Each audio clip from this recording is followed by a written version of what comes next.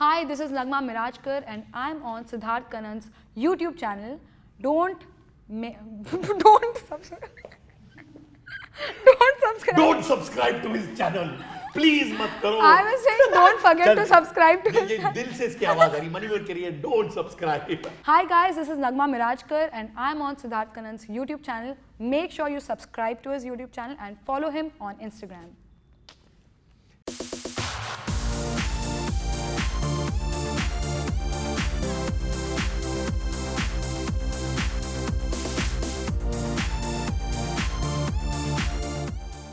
जो हमारी ये नगमा थी क्या ऐसे ही थी हमेशा चर्पी बिंदास की over a period of time बन गई ऐसे?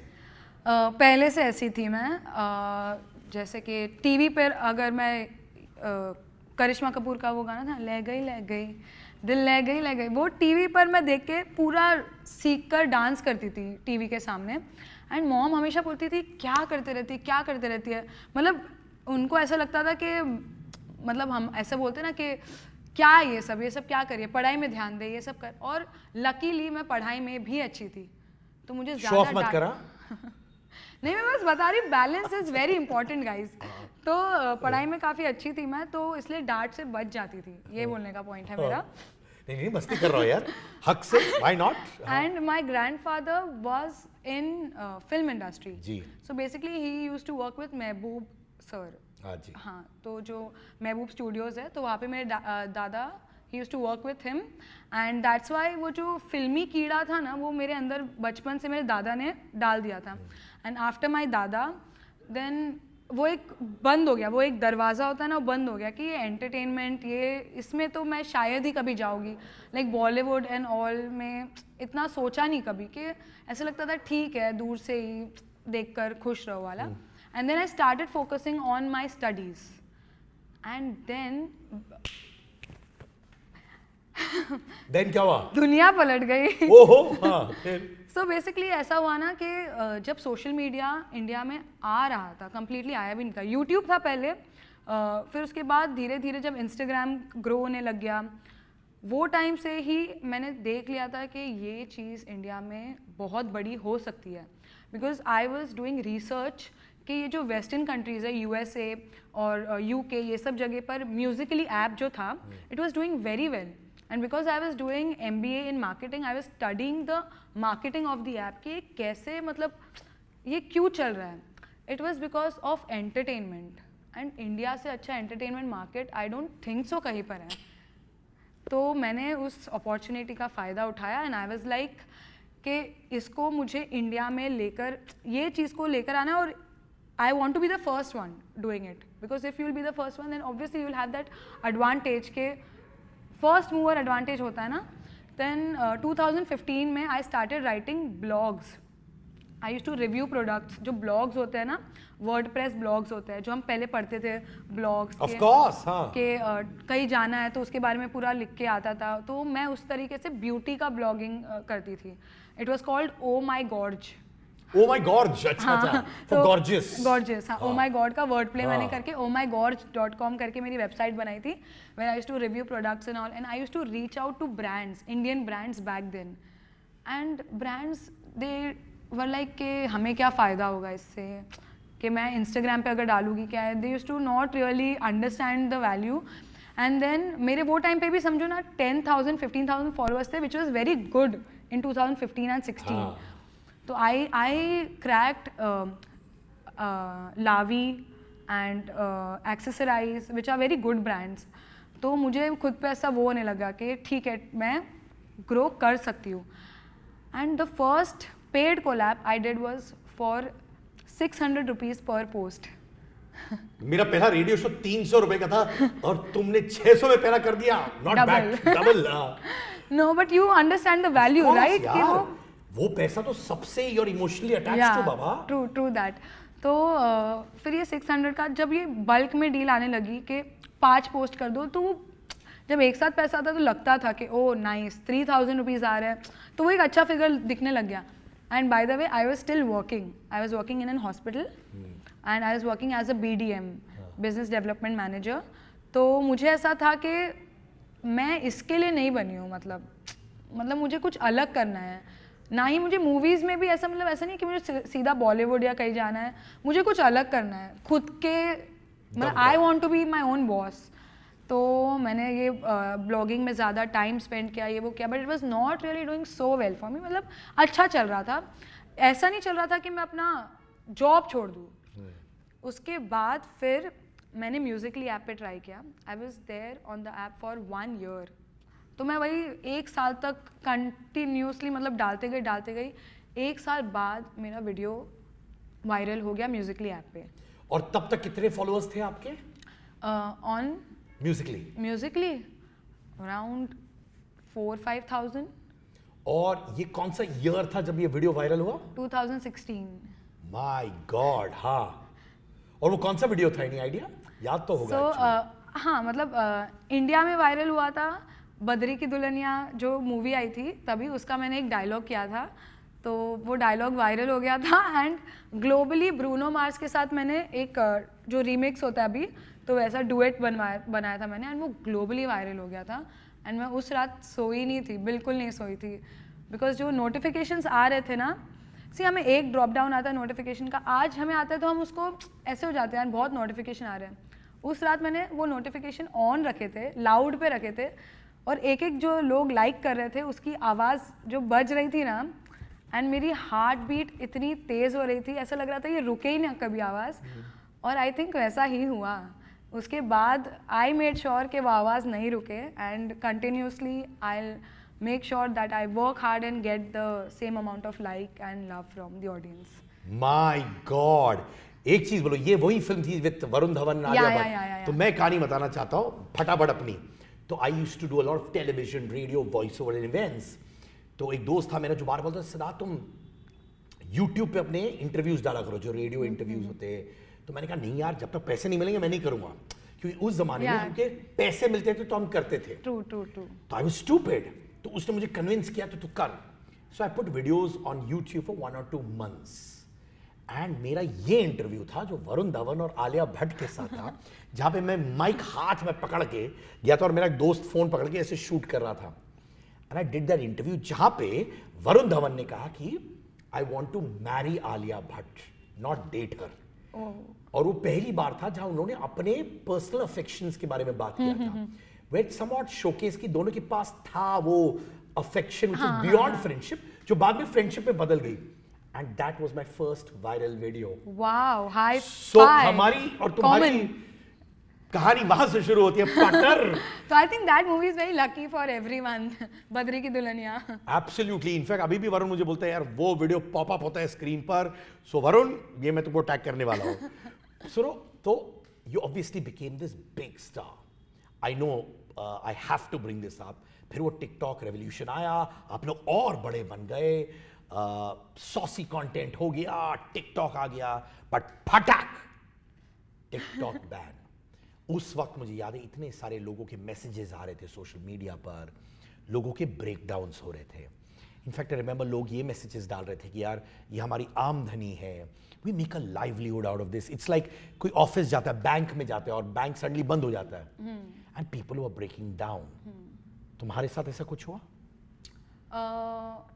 मेरे साथ ब्रेकडाउन हुआ था, but it was because I was very emotionally connected to the app, because जो भी मैं थी वो टाइम पर या अभी भी हूँ, it was because of Musically TikTok, correct. तो मुझे अचानक से ऐसा रोना आ गया था, I was in tears, because हमारी जो मेहनत थी, सारे वीडियोस थे, सब कुछ था, वो एकदम से बंद हो गया था। जो हमारे फैंस थे, अचानक से उनसे वो डिसकनेक्शन हो गया कि क्या हो गया। मतलब हमारी एक लाइफ जो चल रही थी, काफ़ी लोगों को उससे इश्यूज थे टिकटॉक से, ये वो था, बट वो तो हर जगह होता है। आप कोई भी ऐप ले लो, कहीं पर भी आपको अच्छा कंटेंट, बुरा कंटेंट हर जगह दिखता है। तो उसके अलावा भी बट वो एक फैमिली बन गई थी हमारी, जो भी क्रिएटर्स थे, हम सब आपस में मिलते थे, कोलैबोरेट करते थे, तो बहुत इमोशनली दुख हुआ था। अगर आप collaborations like paid collaboration and brand की बात करोगे, तो लकीली हमने पहले हमारा जो टिकटॉक की ऑडियंस है उसको डाइवर्ट कर दिया था बाकी प्लेटफॉर्म्स पे, like Instagram, YouTube, because we thought that it's very important to grow every platform simultaneously. मतलब एक पे डिपेंड नहीं रहना चाहिए फाइनेंशियली। इनफैक्ट आई अंडरस्टैंड कि तुम्हारे पास एक एबिलिटी है which I respect a lot to understand where the future is heading. Correct. तो तुमने वो अंडरस्टैंडिंग इसमें इस्तेमाल कर दिया था already. Yes, because we knew कि अगर, क्योंकि वो जब बैन हुआ था उसके ऑलरेडी 1 साल पहले भी फॉर 1 मंथ टिकटॉक बैन हुआ था, बट हमें फिर वही डर था कि अगर ये एक महीने के लिए बैन हो सकता है then it can happen again. तो इसीलिए हमने वो कर दिया था कि इंस्टाग्राम पर, यूट्यूब पर अपने ऑडियंस को डाइवर्ट करके रखा था।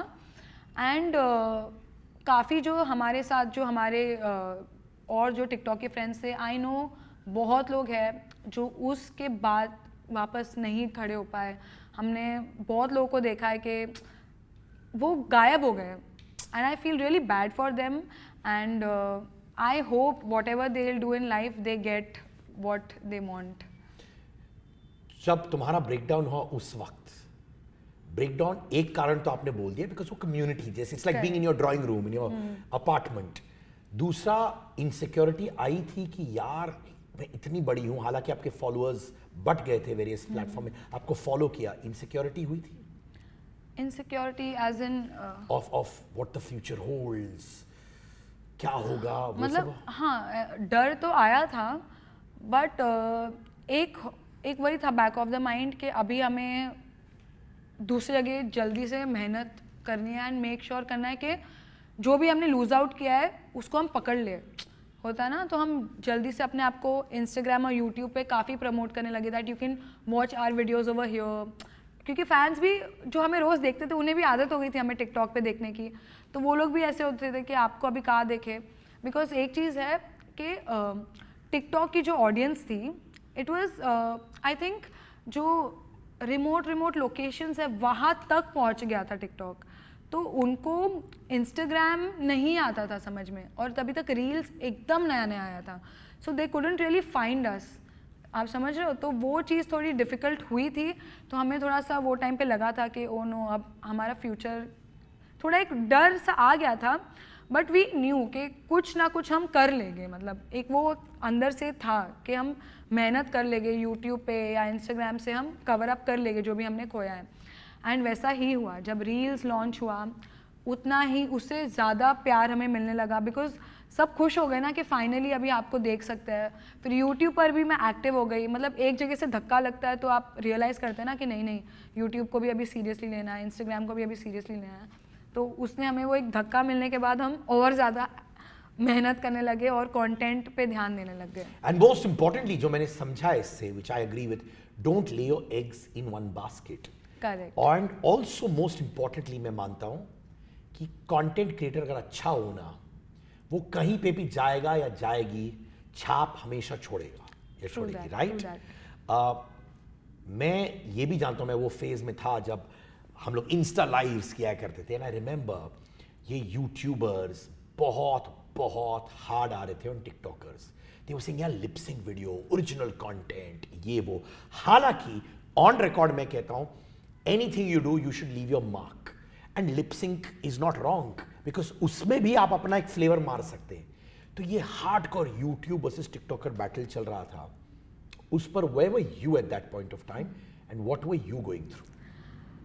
That was one of the worst time in my entire content creation history, क्योंकि मैं बहुत ज़्यादा अफेक्ट हो गई थी उस चीज़ से।